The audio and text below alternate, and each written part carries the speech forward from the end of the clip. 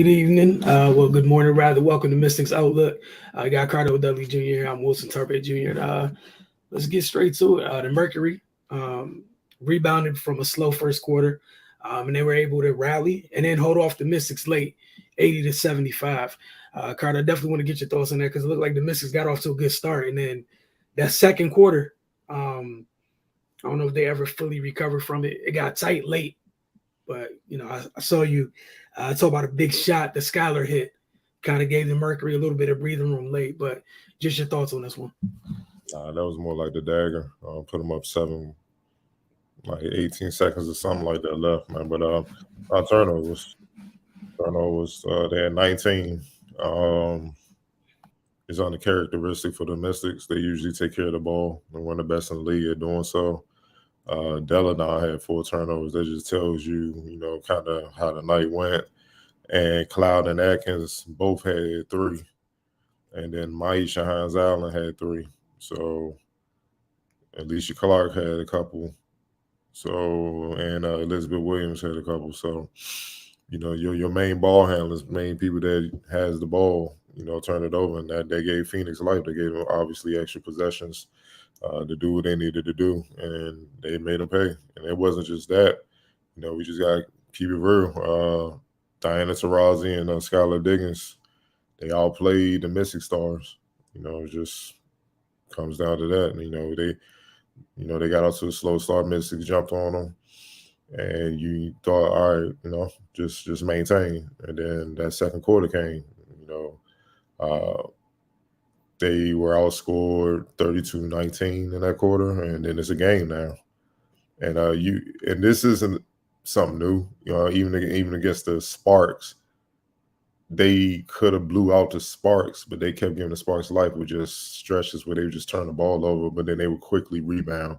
And tonight is just the wrong team to do that against, considering who you playing against in the backcourt. Two of the best, you know what I mean?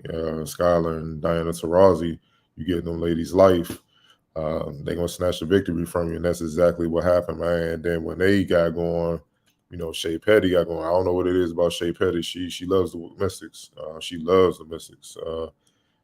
She loves giving it to her former team, man. And, Sophia Cunningham, 13 points, 7 rebounds. It's just weird. This is a weird win.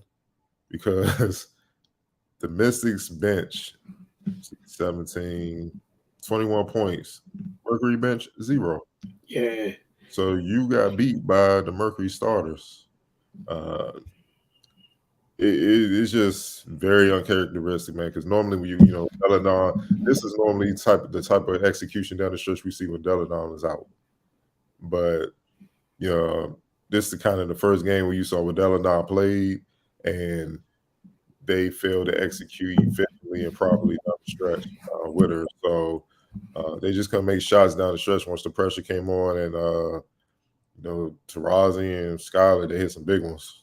They was hitting some big shots, man, and that deflates you, man. So I wasn't overly, like Atkins. She was 3 for 10 from deep. I felt like she settled a lot. I feel like she picked up bad fouls, man. That's one thing about her. You know how much I mess with Atkins, man. But you gotta play chess out there a little bit more defensive. You can't just be hardcore, just going hard and put your team in a bind, man. You know what I mean? Because that's 10 shots, though. That's 30%, man. Like you settling, and no disrespect. Yeah, it ain't like the Mercury have, all NBA defensive first team members on there, man. You should be able to go and grinders. Not then, all right, players out to her, obviously, but there's no shot blocking to be like, all right, we can't get in there. So we good for that. And I think that's what did the man as the game went on late in the second half. They started settling, and Phoenix took advantage. This is one of the things it feels like Phoenix has had a lot of success against them this year. So far in their matchup this year. Like you said, you can't give them extra possessions. I know she's had pretty good games against them every time they've played this season. I feel like maybe outside of one, but for the most part, she's been consistently a thorn in their side during these matchups. They're 1-1 to start the second half of the season. But as always, we get to player of the game, the X Factor. Your player of the game for the night. Oh, man, that's tough. That's tough, man. I'm have to go with DT. It's not Okay. just that she was the leading scorer; she controlled the game. She was efficient, and she took it to aerial. She took it to aerial, man. Like I said, she's playing. She's the ultimate chess player, especially at this stage in her career. She made it aerial into a couple fouls and got her off her game. You know what I mean? So uh, it allows Skylar to kind of have more room to roam and get hers. You know what I mean? And pick and choose her spots, man. They just fed off one another, especially down the stretch, and that's how they were able to win the game. So I'm definitely going to go with Tarazi. All right. The X Factor for the night. Uh, Cunningham, Cunningham. She had some shots, and it wasn't just her offense. 13 points. You also got to look at her 7 rebounds. Those were big. You know what I mean? And when you got Tarazi and Skylar, they dealing with Cloud and Atkins. Cunningham had to deal with Alicia Clark, so she managed to get free, not only score enough, but she kept Alicia Clark in check. I mean, Alicia was 7, but she was 2 for 7 from the field and 9 rebounds. You know what I mean? Usually she wins her matchup, and that's usually the difference in the game. But tonight she didn't do that. You know what I'm saying? So, like I said, they really just got beat by the Phoenix Mercury starters because they had 4 players in double figures. And you could say Shea Petty, but I'm just going with Cunningham because of the rebounds as well and the defense she played on Clark. All right. Washington comes home this weekend. They'll be hosting the Lynx on Sunday. After tonight's loss, they're 15-11 on the year. They're just, despite everything, they're 3.5 games back of the Chicago Sky. Just to put things in a little bit of perspective. Obviously, still a long way to go in terms of the second half of the season. They got the Lynx coming in, not to be slighted, but they got opportunity to bounce back. We've mentioned the other night how many home games they have in this to close out the regular season. It's just about taking advantage of those opportunities. So look forward to Sunday, see if they're able to bounce back. Anything else you wanted to share from this one? Yeah, I just want them to stop selling. That's my thing with them. They got weapons all over this roster. Stop selling. 8 for 27 from deep. I mean, they're pros. You know what I'm saying? You know when you don't have it, shooting the ball, attack. You know what I mean? With all due respect, it's not many centers in the WNBA that I feel like they should be worried about where in the tourism where they got to take a few more perimeter shots, man. Especially with like I said, Griner unfortunately dealing with the situation she's dealing with. I mean, who else you really worry? You still got Seal down there. She's still down there. Cam Bodge, but they took care of her because you get a step on her and she's not fleet of foot enough to recover. Outside of those two, who you really worried about? I'm about to You know say what I it mean? is those two, honestly. And then take care of the ball. Like, bro, Deladon had 4 turnovers. You never see that. That just tells you what it was. And you got look Turner, Terrell, and really with the guards, they was digging down hard, stripping the ball. I'm gonna be real. It turned when the energy shifted towards the Mercury when Maisha Hazal she went out to contest a 3 by Sophia Cunningham. Uh, Cunningham did his shooting thing when they fall, like Yeah. trying to beat the call. But then Maisha Hazal stepped over AI Ty style. And so everybody know no one that plays basketball likes that. So she got up and kind of pushed her a little bit. Mike Shines out and turned around. They was in each other's face, in the homie back moment or whatnot. But that was in front of the Mercury's bench. And that fired them up because it was just like, oh, y'all think y'all going to punk us in our building. It was just that. And then that's when the surge came and they got them 32-19 in the second quarter. And it was on. They woke them up, man. So the Mystics be right there, man. Like they could easily be number 1 in the whole league, man. But I just feel like when they lose, they beat themselves more so than other team. Like we all know turnover kills, and just stop selling, man. Stop selling. Those are the two main things. I'm gonna definitely be paying attention to moving forward. Because if these two things keep coming back up, obviously I feel like they're going to make the playoffs. If they're healthy, big time injuries, but you ain't gonna win many playoffs games with these situations, with these issues, man. Yeah, and I think that's a great way. That's a great thing to keep an eye on, because that's literally the two things that really that have led to their detriment thus far this season. Obviously, like you said, when you have the availability issues, but where it looks like we're getting to a place where that's not going to be a problem outside of something else happening. Like what Elena was at 30 minutes tonight. We know she's been ramping up minute wise, both her and Alicia. So yeah, this is a team that averaged somewhere between 10 and 12 turnovers a game. Yeah. 19, like you said. So keep that in mind. 10 and 12 for the most part. 19 is huge for them. And you lose by 5. Yeah. And you shot horrible from 3-point range, and you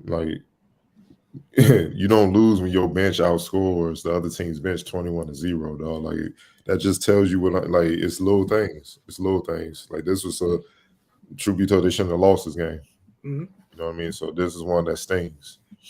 But these are on the glass tonight too. My bad. Just talking about things that they took care of versus the things that they didn't. And you're talking about the little things adding up. It literally leads to things like this. Yeah, and they lost the assist battle. You got the league leader in assists in Cloud. That's 7 alone on average. You only get 15, but it's hard to get assists when you're giving the ball back. You know what I mean? Yes. So you're giving the ball up. 8 for 27, man. Like, look, the Mercury they attempted 26, but they made 10. And their percentage is 38%. So a couple of shots and the percentages are different. Like 38%, you'll take that, for the most part from your team. But the Messi shot 29. You know what I mean? They shot from the free throw line well. But from the field overall and with the turnovers, it was just tough, man. So, it is what it is. And again, going back to the turnovers, despite winning the battle on the glass, you have 4 less shots because you're giving the ball away. The possessions, like, it adds up. Like you said, those tiny things really do add up. After you take some time and look at it, and it burned them. Like you said, there's a great barometer to keep an eye on as they go forward this season is the turnovers, and are they settling? Because the crazy part, like you talk about the weapons, it's not like they have a ton of specialists on our team that can't score on all 3 levels. Yeah. Like that's like you said, that's the thing that's frustrating. If that was the case, it's a whole different discussion. Because I mean, you'd be a little bit more limited, and there's only so many things you can do. But we know what they have weapon wise. But go ahead. And lastly, this is the largest comeback this season from the Mercury. It's from 15 down.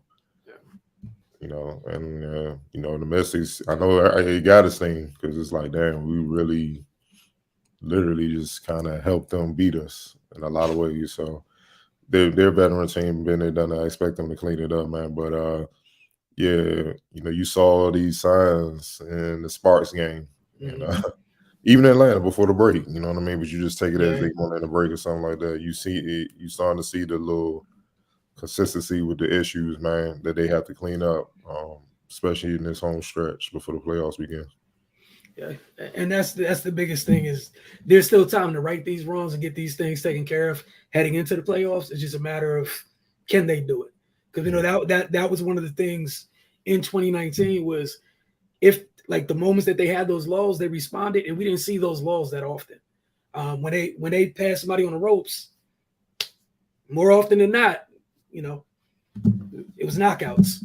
It wasn't like that's still crazy. I'm still trying to wrap my head around the 21-0 bench points. And but that's the thing with that 2019 team. They had historic shooting. Yeah. Yep. Where they may not be playing well, but they can shoot themselves out of that whole whatever issue they going. They not defending well. They turn the ball over. But they come down, hit about 4 straight threes, and then game over. And they deflate the other team because it's like, damn, we playing good defense, but they hitting shots. You know what I'm saying? They don't have that luxury no more because really, I know Atkins has improved as a 3-point shooter, but you know, compared to 2019, where you had like Aerial Powers, you had Tolliver, you had Meesman, man. I mean, Yeah. like Meesman and Deladon alone up front, you know, Latoya Sanders, not from deep, from mid range, she was automatic, dog. Like, I mean, you don't have that luxury no more. You know, Shakira Austin's a rookie. You see what I'm saying? You know, Alicia Clark has, I think, throughout her career has been an efficient 3-point shooter, but I don't know if she's a volume efficient shooter. You know what I'm saying? Like she get up a lot. Cloud is streaky. So in that starting lineup, is just Deladon. That you know, like, all right, we gotta run out there. Everybody else is kind of like, well, you got hit a couple before I really come out there. You know what I'm saying? So that's just where we at, man. But they gonna have to figure it out, watch the film, and go back to the drawing board. And like you said, just piggybacking off that, it means obviously the margin of error is much smaller, which is why those little things, why they hurt so much. All right, I want to thank y'all for tuning in as always. We'll see you guys Sunday after Sunday's game. For Mystics Outlook, y'all have a great day since it's 12:40 a.m.